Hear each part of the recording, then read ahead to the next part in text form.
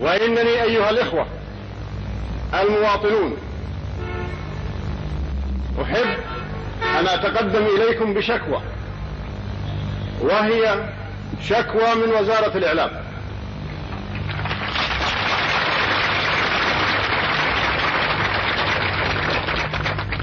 الوزارة التي نحتفل اليوم بافتتاح مشروعا من إنجازاتها ونتقدم لها بالشكر عليه، ولكنني في نفس الوقت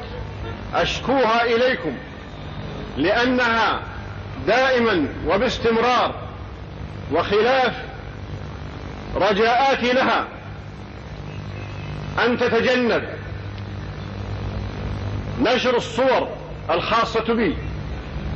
أو الكلمات الرنانة التي تقال فيه أو الأغاني التي تكال،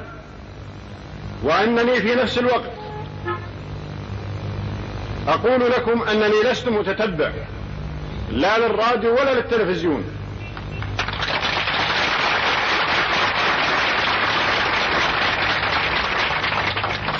ولكنني في بعض الأوقات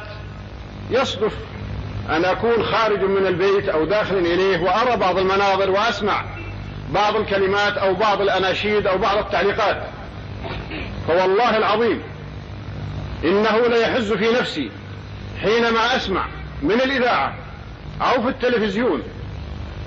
هذه الكلمات والإطراء والمديح لفيصل، لأن فيصل إذا كان يعمل وإذا كان يقوم بشيء من واجبه فهو لا يشكر على ذلك، بل يجب عليه هو نفسه أن يشكر ربه إذا وفقه إلى ذلك.